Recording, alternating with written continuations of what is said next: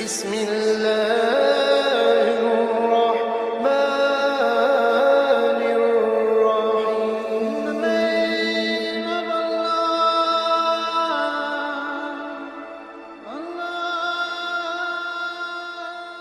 Baik, bagian yang kedua, bagaimana tentang potong kuku dan rambut? Apakah benar hadis yang mengatakan kalau kita berkurban kita tidak boleh memotong kuku? Ini banyak sekali beredar ya di media sosial belakangan ini.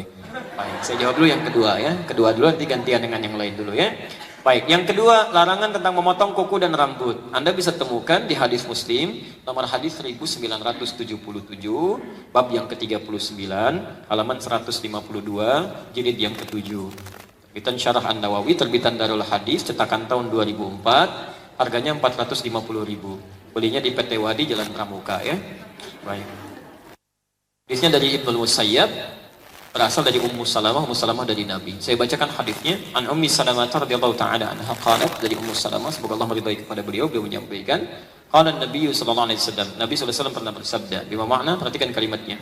Idza ahalla hilal dzil hijjah wa arada ahadukum an yudhhiya fala yamassa min basharihi wa adfarihi syai'an. Jika Anda telah mendapati awal Dzulhijjah dan di antara Anda berkeinginan untuk menyembelih hewan kurban, ya, maksudnya mau berkorban, fala yamassa min basharihi wa adfarihi syai'an, maka jangan sekali-kali memotong, menyentuh kuku dan rambut yang melekat pada seluruh tubuhnya. Ini sunnah yang pertama. Jadi mohon izin, ini langsung ke bahasan berikutnya. Terima kasih mengantarkan. Kalau ada di antara kita sudah berniat korban, ya, di awal-awal Dzulhijjah ini, kapan awal-awal ini di babnya disebutkan oleh Imam Muslim, ya, bab, awas hati-hati, ya, idza dakhala ashru Dzulhijjah, kalau sudah masuk kepada 10 pertama Dzulhijjah. Jadi yang dimaksudkan awal 10 pertama. Kalau tanggal 1 termasuk 10 pertama? Tanggal 2? Tanggal 3? Maka memahami hadis ini efektif berlaku jika di tanggal yang bersangkutan, ya, ada orang yang sudah berniat, maka efektif hukumnya berlaku pada saat itu. Misal, saya mau korban, sudah niat, uang ada, kemudian ingin saya korban, ya kan? Sudah niat, uangnya ada, dari sejak tanggal 1, maka hukum tidak memotong kuku dan rambut berlaku efektif tanggal 1. Oh, oke. Baik. Kalau saya baru terfikir tanggal 5 besok, uang baru ada, baru berniat, maka tanggal 5 baru berlaku efektif hukumnya. Ya, tidak sebelumnya. Nah, bagaimana kalau misalnya, maaf ya, uangnya baru ada tanggal 7, tapi niat dari sekarang. Uang sudah ada misalnya, uang sudah ada, tapi belum dipegang. Maka sejak diniatkan, di situ amalan berlaku. Karena hukum amal berlaku pada niat. Ya, hadis Al-Bukhari nomor hadis yang pertama dari Umar bin Khattab, innamal a'malu binniyat. Ya. Maka apa faedahnya larangan memotong kuku dan rambut ini? Ya, para ulama menafsirkan larangan ini ditujukan memberikan keistimewaan sekiranya Allah berkenan mengampuni dosa orang bersangkutan dari helai rambut yang paling atas sampai ujung kukunya. Diminta untuk tidak dipotong dulu, khawatirnya nanti saat Anda potong terpisah dari sini, belum diistighfari itu. Jadi ketika Allah ampuni dosanya, terpisah bagian dari tubuh kita, dia menjadi saksi di akhirat. Kan mulut dikunci kan saat di akhirat nanti.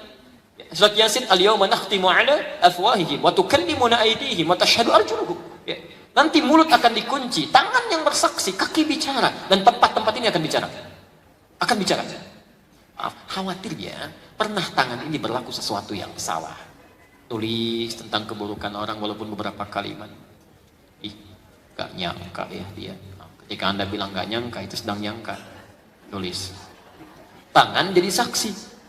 Sebelum diistighfari, dipotong kukunya. Ketika dia bertobat, diampuni dosanya, cuman kuku lebih dulu terpisah. Karena itu nanti minimal ada 2 golongan yang oleh Allah saat dihisab itu ditutup oleh Allah.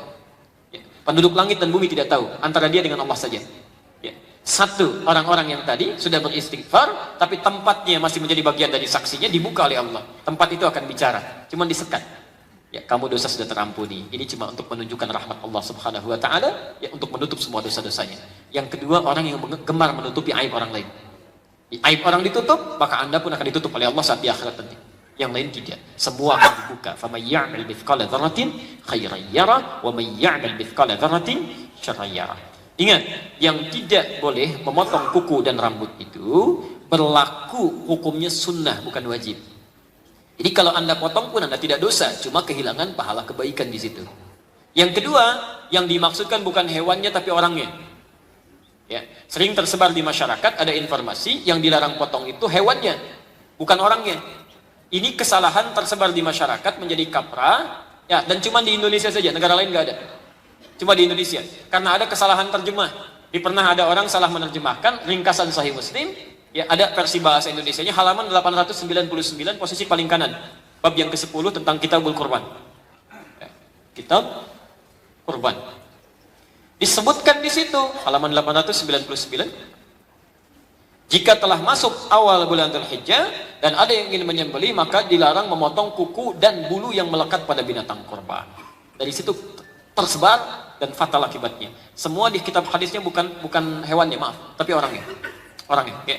Pertama, asbabul wurud hadis ini disampaikan, maaf, ketika sahabat masuk ke kamar mandi menjelang Idul Adha, itu sedang cukur-cukur, bersih-bersih.